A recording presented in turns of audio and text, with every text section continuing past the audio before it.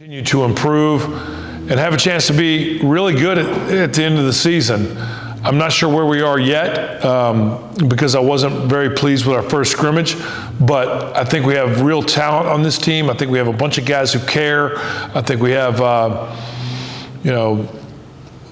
the chance to be good. And so I'm excited about that. I think all of our players are also excited about that. It's early though, so we have a long way to go, and we'll have to see how everything unfolds.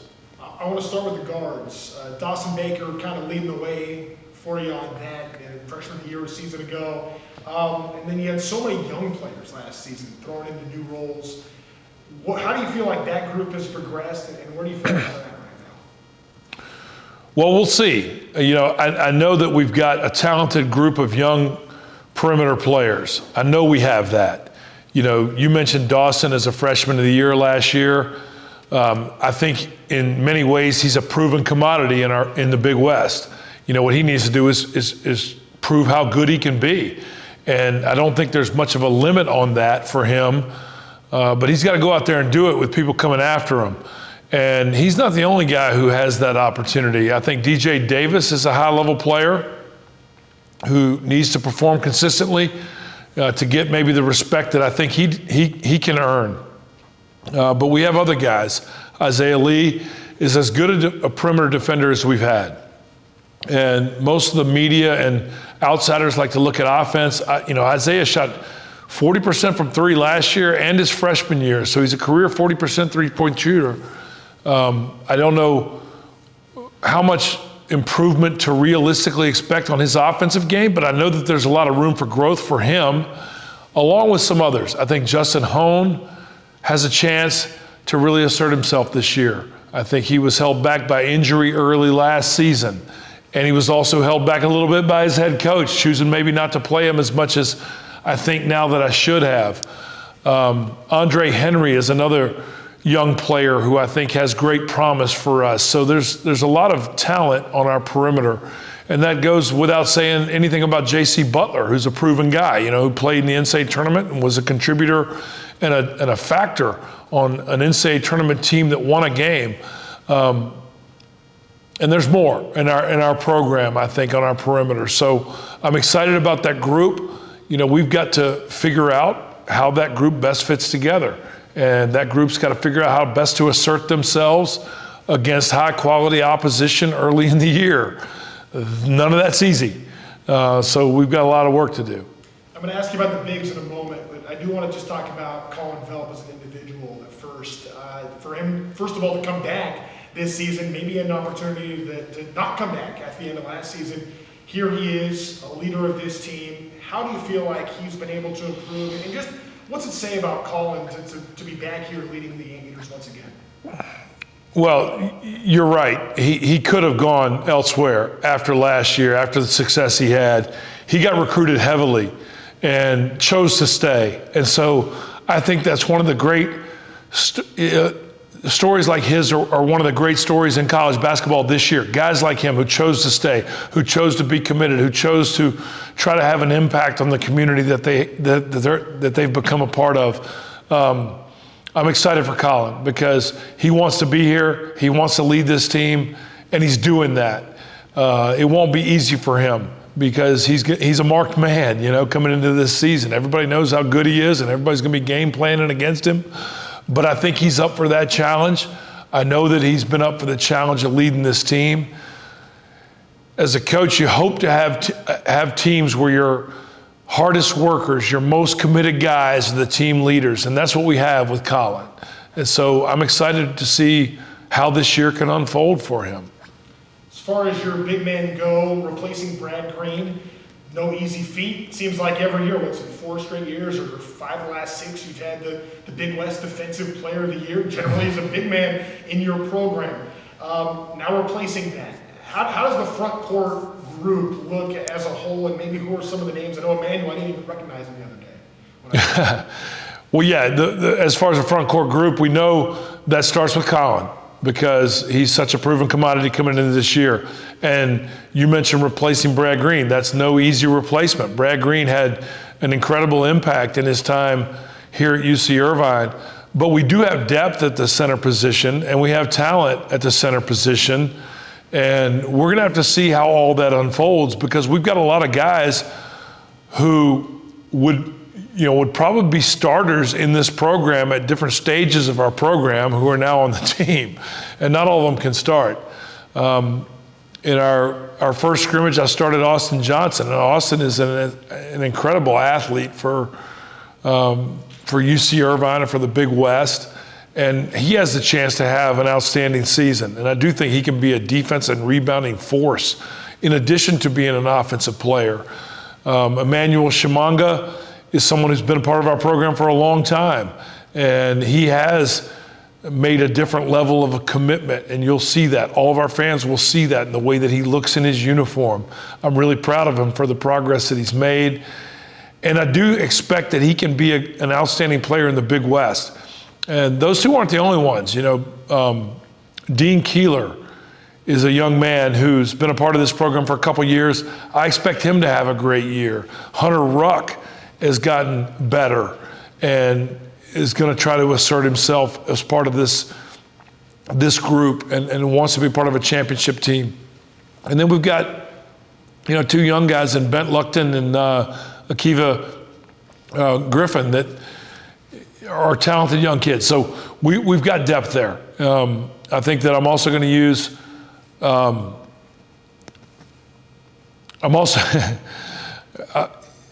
think we're going to use different types of lineups as well. That's really what I wanted to say there. So we're going to have a talented and deep front court, but those guys got to go out and prove it. They got to go out and perform. They got to produce, and it's not easy to do that. Last question for me, and I think Lindsay probably has some, but I wanted to go over the schedule for a moment. Some tough road games at USC. You're going to be at Fresno State, the trip back east. It's going to be tough. But some really good home games this year. You get Boise State in town, Pepperdine. Starting the season at New Mexico State, tough game. Just how'd you feel about the schedule as a whole and coming into the season, just about what to expect in non-conference before league play begins? Well, our non-conference schedule is challenging, as you've alluded to. All the teams that we're playing are high-level teams that would be at the top part of the Big West Conference. And so we're putting ourselves at risk in playing that schedule, but I like that for this group. I don't know how many of those games we'll be able to win, but I do think we're going to be able to find out a lot about this team in preparation for the Big West Conference games that start in, right around the 1st of January, maybe the 1st of January, maybe just before that. Our job is to get our guys prepared. And I do think we're playing some entertaining games, especially on Saturday nights for our fans. To have Boise and Pepperdine coming in here, those are a result of our starting home and away series on the road. That's typically what we do in order to get games back here. I think that in the future there will be other additional opponents that are good opponents here. That's what we've decided is the best way for us to build our schedule. I'm excited for that this season. I know that there's a chance that we won't have a great record as we turn into our conference play, but I do think we have a chance to compete for a conference championship. Thanks, Russ. Yep. Anyone else have any questions? How about that? Cool. Thanks, Russ. I didn't mention Devin Tillis. That was the one I was thinking about mentioning. Devin Tillis is a guy that's probably going to play power forward position for us. I think he's got the potential to have an impact this season. So I'll tell you guys that so you know it, even though that's not something I said when I was answering those questions. Cool. All right, that's it? I think we're good. I think we're done. I'm off the hook. You're off the hook. That's it. All right. There you go. Nice. Thank you. Appreciate it. Yep, you're good. Dawson, I'll start with you. Coming off of a great season a year ago, freshman of the year in this conference, to be back now, a little more of a leadership role. I think maybe, at least that's what it seemed like from watching that first practice I was at the other day to see you guys. Just how do you feel about your role this season and just kind of the progress you've made from a year ago to now coming into this season? Yeah, no, it's been a huge change. I think one thing that's been different. Well, there's a lot of things that have been different. I think one thing that's been different from this year from last year is that I actually had a preseason kind of like get ready and gear up, kind of be able to work on my game. And had the opportunity with some less restrictions because of COVID. So I think that's given me the opportunity to kind of learn my game a little bit better and be able to work on it. And also seeing last year kind of what I can do and what I can't do gave me some things to look at, some things to work on. And so I think for me this offseason was huge, just for me to like find things that I need to get better at as a leader and as a player and individually and as a teammate. I think some of that too, you're one of the older guys in a pretty young group of guards. Do you feel like maybe there's extra responsibility maybe in some ways on that front? Right, and that's something that I haven't noticed myself. I played the same amount of basketball as anyone else on the team. But I think most of my teammates recognize my age, my maturity that comes from serving my mission, coming back a little bit older. And I think that's something that, I enjoy having that maturity, and I think it's something that we need on this team with such a young team. Colin, you had an opportunity probably to go somewhere else. I definitely know you had an opportunity to go somewhere else. You get to come back to UC Irvine and make another run, try to get back to the NCAA tournament. What was so important for you about coming back to UC Irvine and giving this thing a shot again? Yeah, I think it was just coming back to a finish of what I started. I came here and I was super young and fortunate to play on some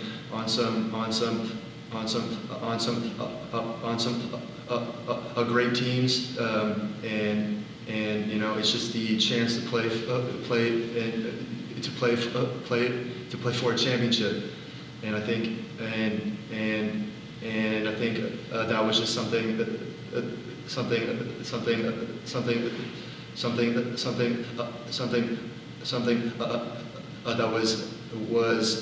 was super important for me.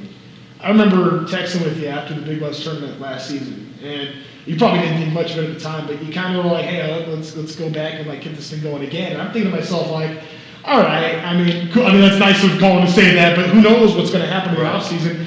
And now here you are, and also taking on more of a leadership role. I know you've been a captain, but to be back and a captain again of this team, what kind of a responsibility do you feel in that sense of being a leader of this group? Yeah, it's my 5th year here, and I'm kind of old now.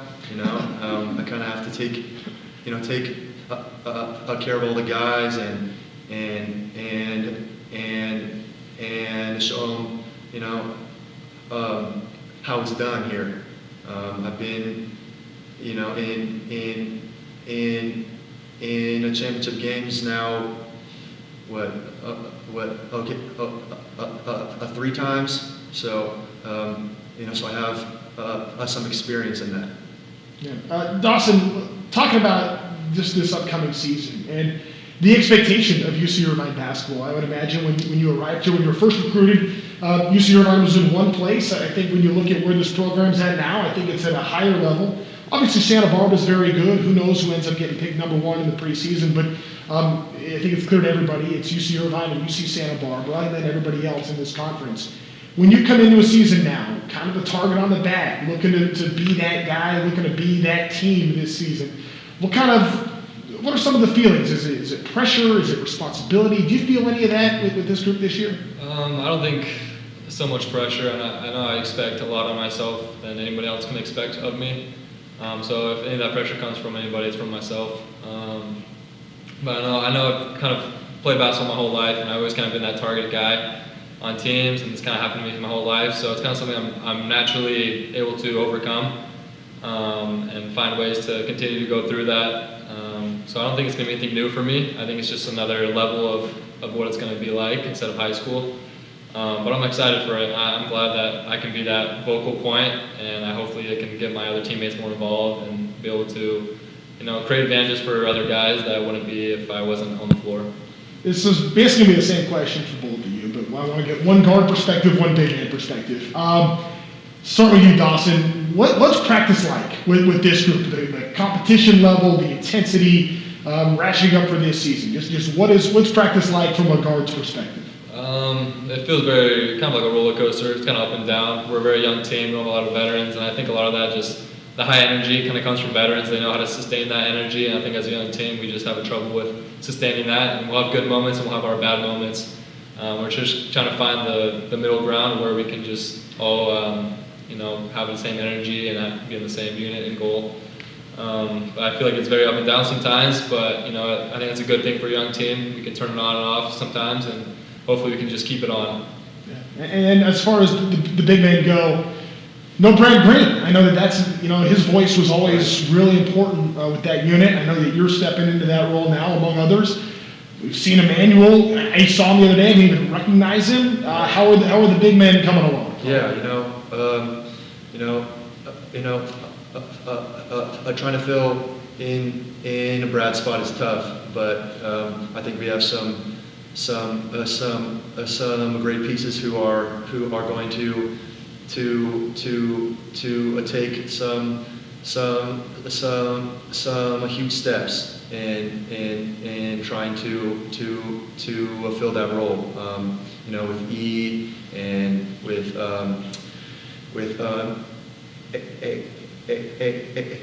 AJ, I think, and with Dean and Hunter, I think they all have a chance to come in and play a huge role.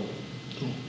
That's it for me, guys. I think we're I good. have one more for Colin. Yeah. As a senior leader on the team, what are some ways you've been bringing the newcomers into the fold and into practices and bringing them together as a group? Yeah, just trying to keep them all focused on our common goal of getting to a championship. Because I have been in their shoes. Just a wide-eyed freshman who is trying to find a role in the program, and I'm just trying to keep them focused on on our core values and all that stuff, and just try to keep them focused on our goals.